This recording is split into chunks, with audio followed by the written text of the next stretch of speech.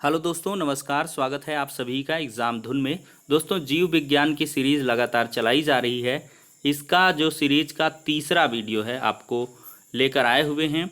अति महत्वपूर्ण रामबाण फैक्ट्स इसमें आपको देखने के लिए मिलेंगे और पूरा एक टॉपिक वाइज स्टडी मटेरियल आपको प्रोवाइड किया जा रहा है। तो दोस्तों, वीडियो सेशन में आगे बढ़ें इसके पहले जो यूपी टेट या सुपर टेट की प्रिपरेशन कर रहे हैं उन अभ्यर्थियों के लिए एक छोटी सी इन्फॉर्मेशन है।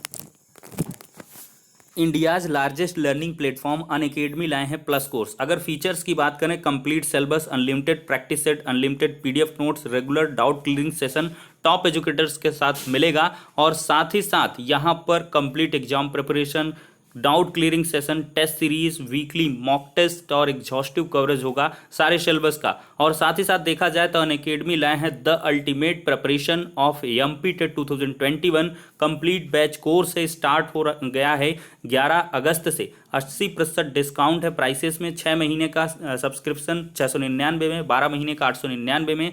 बात करें क्रैक सीटेट 2021 की कंप्लीट बैच कोर्स, ये स्टार्ट हो रहा है 14 अगस्त से। 6 महीने का 699 में, 12 महीने का 899 में, 80% डिस्काउंट के साथ। यूज करिए हमारे रेफरल कोड EM टेट को।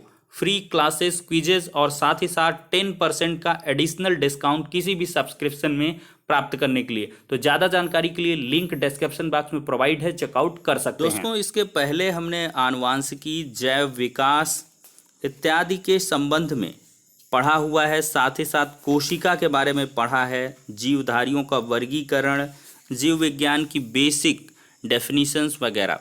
अब दोस्तों उसी क्रम में हम बढ़ते हैं लवक की तरफ। लवक क्या है दोस्तों? अधिकांश पादप कोशिकाओं में एक प्रकार की रचना पाई जाती है जिसे लवक कहते हैं। एक अन्य प्रकार की रचना पाई जाती है जिसको लवक कहते हैं। ये लवक केवल पौधों में पाए जाते हैं। 3 प्रकार के होते हैं। ध्यान रखें, लवक सिर्फ पौधों में पाए जाएंगे। 3 प्रकार के होते हैं: हरित लवक, अवर्णी लवक और वर्णी लवक। देखिए, जो हरित लवक हैं ये हरे रंग के होते हैं क्योंकि इनके अंदर हरे रंग का पदार्थ पर्णहरित क्लोरोफिल होता है। इसी कारण पौधे के कुछ भाग तथा पत्तियां हरे दिखाई पड़ते हैं। अवर्णी लवक की बात करें तो ये रंगहीन लवक होते हैं और पौधों के उन भागों की कोशिकाओं में पाए जाते हैं जो प्रकाश से वंचित रहते हैं, जैसे कि जड़ में, भूमिगत तने में ये स्टार्च के रूप में भोजन करते हैं। तो ये इंपॉर्टेंट फैक्ट है। अगला है वर्णी लवक। दोस्तों, वर्णी लवक ये रंगीन लवक होते हैं और ये लाल, पीले, नारंगी रंग के होते हैं। अगर देखा जाए तो ये पौधों के रंगीन भागों जैसे पुष्पों की पंखुड़ियों, फलों की भित्ति आदि में पाए जाएं। तो हरित लवक जो हैं वो पेड़ की पत्तियों में या कुछ अन्य भागों में, अवर्णी लवक हैं वो जड़ों में, भूमिगत तनों में, और वर्णी लवक जो हैं वो पुष्पों में, पंखुड़ियों में, फलों की भित्तियों में पाए जाएंगे। अब गोल्जी काय की बात करेंगे। दोस्तों, गोल्जी काय जो है इसे डिक्टियोसोम भी कहते हैं और इसका मुख्य कार्य कोशिका भित्त और सेल प्लेट का निर्माण करना है। इसमें वसा और प्रोटीन अधिक होते हैं लेकिन राइबोसोम का इसमें अभाव पाया जाता है। अब लाइसोसोम की बात करें, काफ़ी इंपॉर्टेंट है। ये सूक्ष्म व गोल इकहरी झिल्ली से घिरी थैली जैसी संरचना होती है। इसके अंदर विकर यानी कि एंजाइम पाए जाते हैं। विकर जो एंजाइम हैं जीवधारियों में पाए जाने वाले विशेष उत्प्रेरक हैं जो जैविक क्रियाओं की गति को बढ़ाते हैं। और सबसे अहम बात, इसमें बहुत से हानिकारक अम्लीय अपघट्य एंजाइम होते हैं, अतः इसे आत्महत्या की थैली, सुसाइड बैग भी कहा जाता है। अब राइबोसोम की बात करते हैं। तो ये राइबो न्यूक्लिक एसिड यानी कि आरएनए नामक अम्ल व प्रोटीन से बने होते हैं।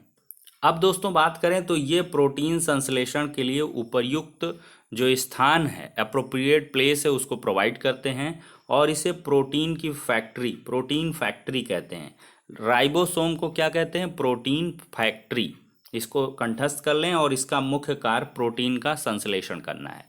तारक काय की बात करेंगे, सेंट्रोसोम की, तो ये अधिकतर जंतु कोशिकाओं में पाए जाते हैं। ये केंद्रक के समीप पाई जाने वाली रचनाएं हैं जो 2 बेलनाकार रचनाओं से निर्मित होती हैं जिन्हें तारक केंद्र, सेंट्रियोल कहते हैं। स्फीरोसोम की बात करें तो इसकी खोज पर्नर नामक वैज्ञानिक ने की थी। इसमें फास्फो टेज, स्टेरेज और राइबोन्यूक्लियस एंजाइम पाए जाते हैं। गुणसूत्र क्रोमोसोम की बात करें तो गुणसूत्र को आनुवंशिकी वाहक कहते हैं। जीन भी क्रोमोसोम का एक भाग है। प्रत्येक गुणसूत्र में जेली के समान एक गाढ़ा भाग होता है जिसे मैट्रिक्स कहते हैं। ठीक है।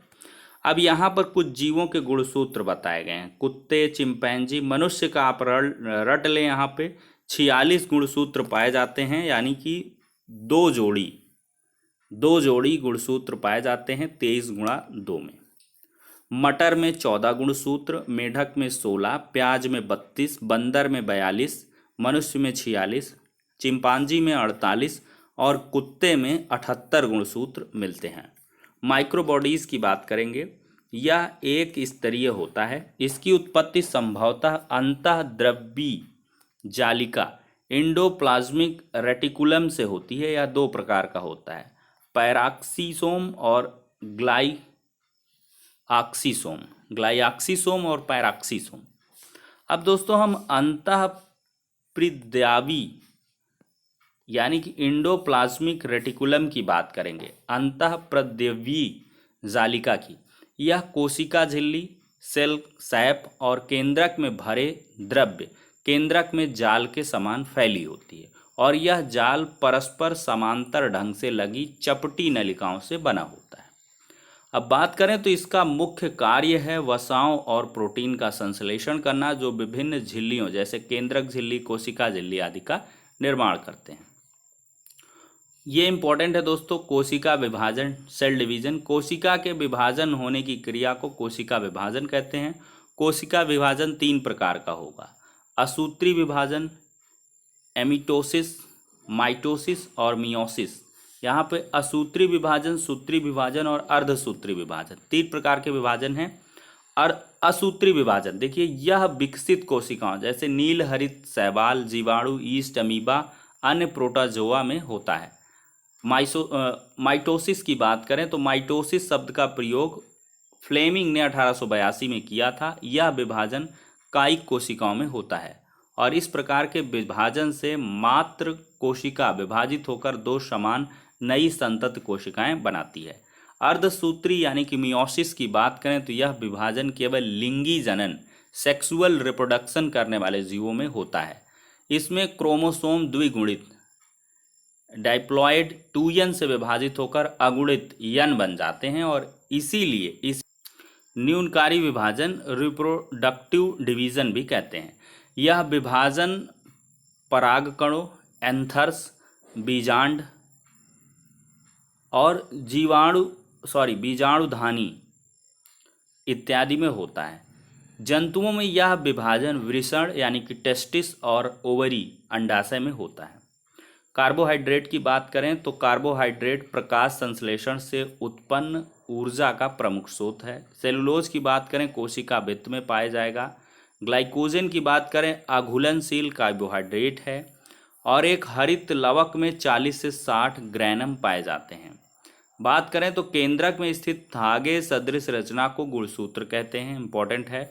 गुणसूत्र जीनों का वहन करते हैं और जीन गुणसूत्र पर स्थित होते हैं। गुणसूत्र की खोज वाल्डेयर ने की थी। इंपॉर्टेंट फैक्ट है। कोशिका में आनुवांशिक क्रियाओं का संचालन करने वाले अम्ल पाए जाते हैं। 2 प्रकार के होते हैं, डीएनए और आरएनए।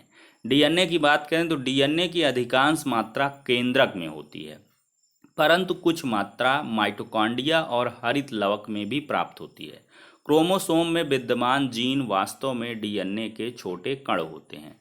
डीएनए एक आनुवांशिक पदार्थ है जो आनुवांशिक सूचनाओं को एक पीढ़ी से दूसरी पीढ़ी पारगत करता है। डीएनए एक प्रकार की पॉलीन्यूक्लियाइड श्रृंखला है। डीएनए में डीऑक्सीराइबोज शर्करा C5H10O4 पाई जाती है। डीएनए में 4 प्रकार के क्षार काफ़ी इंपॉर्टेंट है जो बायोलॉजी के स्टूडेंट्स हैं। इसमें एडेनिन, गुवानिन, थाइमिन, साइटोसिन ये क्षार पाए जाते हैं। आनुवांशिक क्रियाओं के साथ साथ प्रोटीन संश्लेषण पर नियंत्रण रखना डीएनए का मुख्य कार्य है। डीएनए से ही राइबोन्यूक्लिक एसिड यानी कि आरएनए का संश्लेषण होता है। डीएनए से आरएनए संश्लेषण की क्रिया में डीएनए की एक श्रृंखला पर आरएनए का न्यूक्लियोटाइड आकर जुड़ता है। आरएनए 3 प्रकार के होते हैं, आरआरएनए, टीआरएनए, एमआरएनए। अगर राइबोसोमल आरएनए की बात करें तो राइबोसोम पर लगे होते हैं और प्रोटीन संश्लेषण में सहायता करते हैं।